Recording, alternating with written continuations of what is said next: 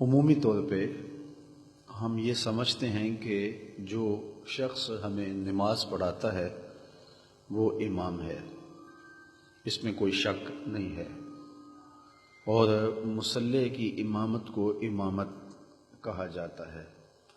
لیکن یہ بات ذہن میں رکھیں کہ منبر و محراب کی اس امامت کو امامت صغری کہا جاتا ہے۔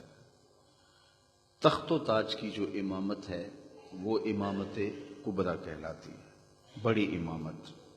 امامت صغریٰ کے حاملین کی سستیاں قوموں کے اخلاق بگاڑتی ہیں اور قوموں کے عقائد میں خرابیاں پیدا کر دیتی ہیں، اور امامت کبریٰ کے حاملین کی سستیوں کے نتیجے میں قومیں من حیث القوم برباد ہو جاتی ہیں، اور قوموں کی معیشتیں تباہ ہو جاتی ہیں، اور ان کا معاشرتی سسٹم جو ہے وہ برباد ہو جاتا ہے، اور دشمن ان کے اوپر غالب ہو جاتا ہے، اور وہ مغلوبیت کی زندگی گزارنے پہ مجبور ہو جاتی ہیں۔ تو امامت صغریٰ ہو یا امامت کبریٰ ہو، جو سب سے زیادہ ضرورت ہوتی ہے وہ کردار پہ توجہ دینے کی ہوتی ہے، اور کردار کی چمک سے اللہ تعالیٰ ایسی روشنیاں پیدا کرتا ہے کہ پھر ظلمتیں دور ہو جاتی ہیں، اور معاشرتوں کا جو نظم و نسق ہے وہ ٹھیک ہونا شروع ہو جاتا ہے۔ اسلام ایک سادہ دین ہے، اور اس نے سادگی کا درس دیا ہے۔ وہ بندہ جس بھی منصب پہ ہے تو اس کو سادگی کی زندگی گزارنے کا حکم دیا گیا ہے، اور سادہ زندگی، بے تکلف زندگی ایک خوبصورت زندگی ہے، جس میں زندگی اپنے اصل روپ کے ساتھ ہو۔ اس وقت مجھے معاف کیجئے گا، منبر و محراب کے وارثین ہو یا صاحبان جبہ و دستار ہو، یا مسجد نشین ہو اور خانقاہوں کے سجادہ نشین ہو، یا آیان اقتدار پہ بیٹھنے والے وزراء ہوں یا مشیر ہوں یا ہمارے حکمران لوگ ہوں، ان سارے لوگوں کی زندگی ایک مصنوعی زندگی بن کے رہ گئی ہے، اور سارا وقت اپنے جبہ و دستار کو سجانے کے لیے اور اپنے پروٹوکول اور اپنی تکریم اور اپنے اعزازات کے لیے صرف کر دیتے ہیں۔ اتنی توجہ انسان اپنے اندر کو سنوارنے کے لیے اور اپنے باطن کو ستھرائی کے لیے، اس کی پاکیزگی کے لیے گزار دے تو ظاہر جو ہے وہ میلا بھی ہوگا، اندر کی چمک چھن چھن کے باہر آئے گی۔ تو تخت و تاج کے وارثوں یا منبر و محراب کے وارثوں، ہمیں سب سے زیادہ ضرورت اپنے کردار کو سنوارنے کی ہوتی ہے، اور کردار کا سنور جانا ہی قوموں کی بہتری کی ضمانت ہوتا ہے۔ جن لوگوں نے بھی کوئی کام کیا تو یقیناً ان کی خلوتیں خوبصورت رہی ہیں۔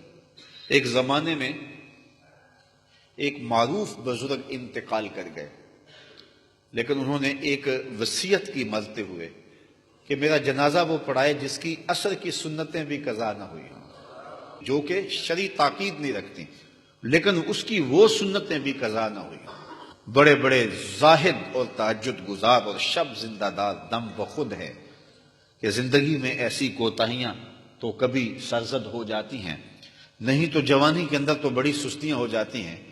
تو یہ اتنی کڑی شرط اور کون نبھائے گا؟ حضرت کا جنازہ پڑا ہے اور کوئی آگے بڑھنے کی ہمت نہیں کر رہا۔ جب جنازے کو دیر ہونے لگی اور لوگوں میں چیخ مگوئیاں زیادہ شروع ہوئی تو سلطان شمس الدین التمش، جو وقت کا حکمران ہے، آنکھوں میں آنسو ہیں تو آگے بڑھا اور مصلی پہ کھڑا ہو کے کہنے لگا مرنے والا مر گیا، ہمیں بے نقاب کر کے۔ یہ تھے حکمران، اور پھر ان کا جو روب تھا دشمنوں پر اور ان کی جو قوت تھی دشمنوں پر، یہ ان کے کردار کی چمک تھی۔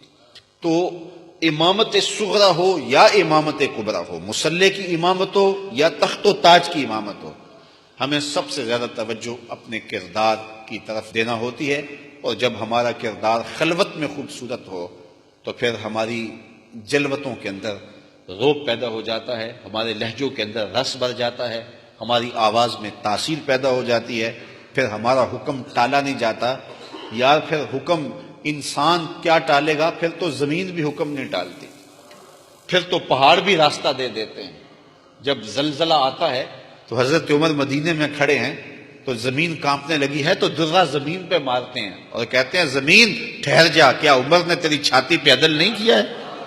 تو زمین ٹھہر جاتی ہے۔ وہ کردار کی چمک تھی۔ اور ایک لونڈی رو رہی ہے مدینے کی گلی میں، حضرت عمر گزرتے ہیں تو پوچھا کہ تم کیوں رو رہی ہو؟ اس نے کہا کہ ٹھوکر لگی اور جو میں تیل لے کے آ رہی تھی وہ بہہ گیا اور زمین میں جذب ہو گیا. اب میری مالکہ بڑی سخت گیر ہے، تو جب اسے یہ پتہ چلے گا تو وہ میرے پر بہت زجر و توبیخ کرے گی. میں ڈرتی ہوئی گھر جانے سے گھبرا رہی ہوں. تو حضرت عمر نے درہ زمین پہ مارا اور زمین کو کہا، زمین کیا عمر نے تیرے پہ عدل نہیں کیا اور تو میرے ہوتے ہوئے ایک لونڈی کا تیل جذب کر جائے؟ تو زمین نے فوراً تیل اگل دیا، کہا اس کو اپنے برتن میں ڈال لو. تو یہ عمر تھے رضی اللہ تعالیٰ عنہ کہ زمین بھی حکم مانتی تھی.